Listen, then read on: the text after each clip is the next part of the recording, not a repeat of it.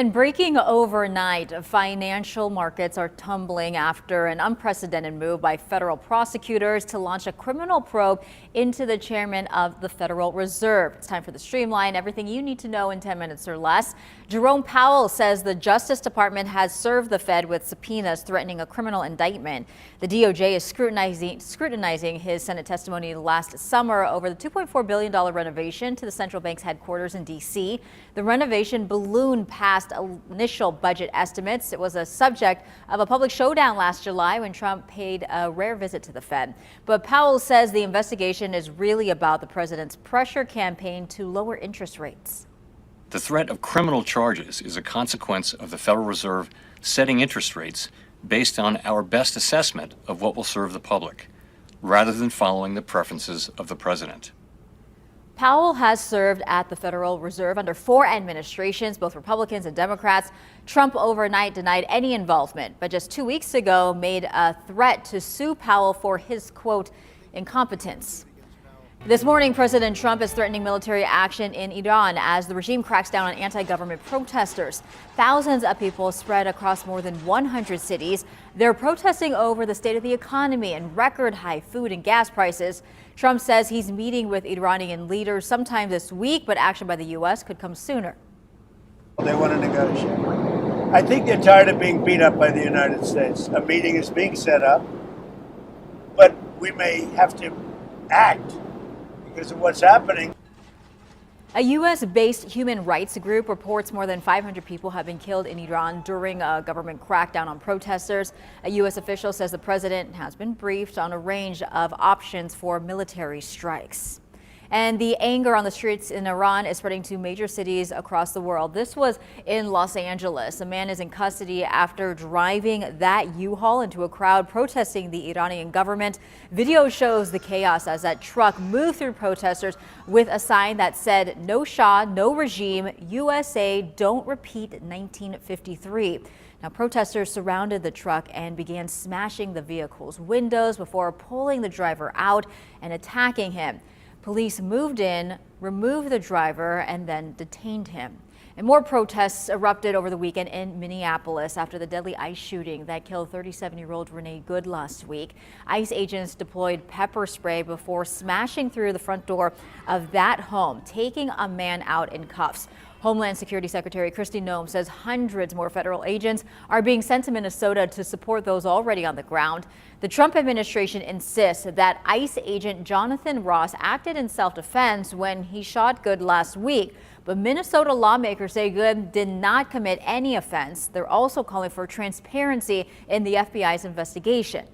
How can we trust the federal government to do an objective, unbiased investigation without prejudice when at the beginning of that investigation they have already announced exactly what they saw, what they think happened?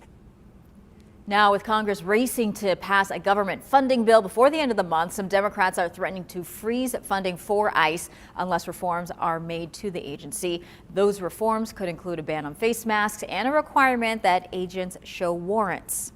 Protests also took place all across San Diego County nearly every day since Good's death. Over the weekend, we saw demonstrators in El Cajon, Chula Vista, and Escondido. They were calling for ICE to be held accountable for their actions. It's just really a terrible situation, and I want to just help bring awareness to that. I feel kind of helpless.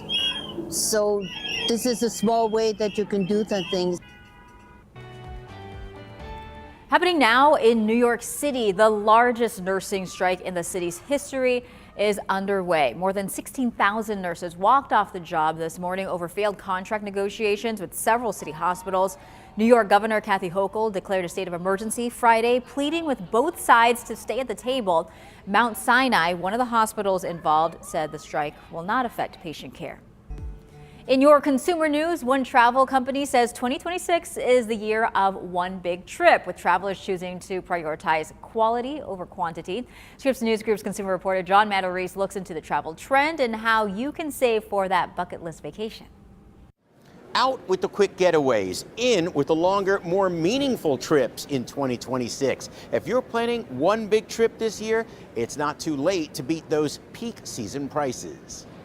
Trevor Dunaway and his canine travel companion hope to take advantage of the hottest travel trend this year. Probably, I think, one big vacation. Yes, one big vacation. Jim and Carol Froelich are planning that too. In October, we have Tahiti and Bora Bora.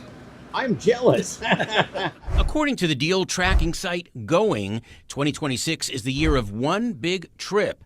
Travel expert Katie Nastro says people are still traveling but scaling back. If they are taking one big trip, they're really being intentional about it and not just traveling just to travel.